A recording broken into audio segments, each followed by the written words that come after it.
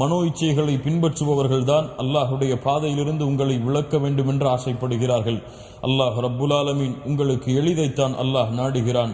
மனிதன் பலகீனமானவனாக படைக்கப்பட்டிருக்கிறான் என்று அல்லாஹ் ரப்புல் ஆலமீன் இந்த வசனத்திலே அல்லாஹ் எமக்கு கூறுகிறான். கண்ணியத்துக்குரியவர்களே, இந்த 2 வசனங்களை அடிப்படையாக கொண்டு அல்லாஹுடைய தூதர் முஹம்மது ரசூலுல்லாஹ் ஸல்லல்லாஹு அலைஹி வஸல்லம் கூறிய 2 முக்கியமான நிகழ்வுகளை எம்முடைய வாழ்வின் மாற்றத்திற்காக பார்ப்போம்.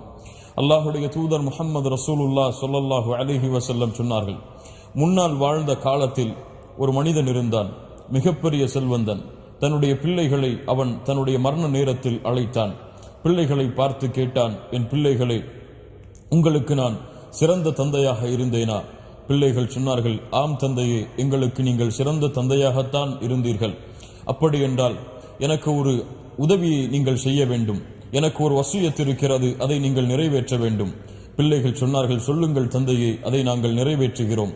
நான் இறந்து விட்டால் என்னை நீங்கள் புதைக்காதீர்கள். என்னுடைய உடம்பை எரித்து சாம்பலாக்கி காற்றிலே வேகமாக அடிக்கக்கூடிய காற்றுடைய நேரத்தில் பாதி சாம்பலை காற்றிலும் பாதியை கடலிலும் கலந்து விடுங்கள் என்று தன்னுடைய பிள்ளைகளுக்கு வசியச் செய்தார். ஏன் இப்படி செய்ய சொன்னார்? அவரே சொன்னார், நான் இந்த உலகத்திலே அல்லாஹ்விற்கு மாறு செய்திருக்கிறேன். அல்லாஹ்விற்கு மாறு செய்து பாவங்களையும் குற்றங்களையும் கொண்டிருக்கிறேன்.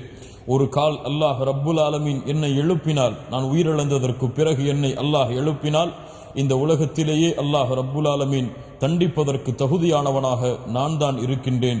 அல்லாஹுடைய தண்டனையை நான் பெறக்கூடாது, அல்லாஹுடைய தண்டனை என்னால் தாங்க முடியாது.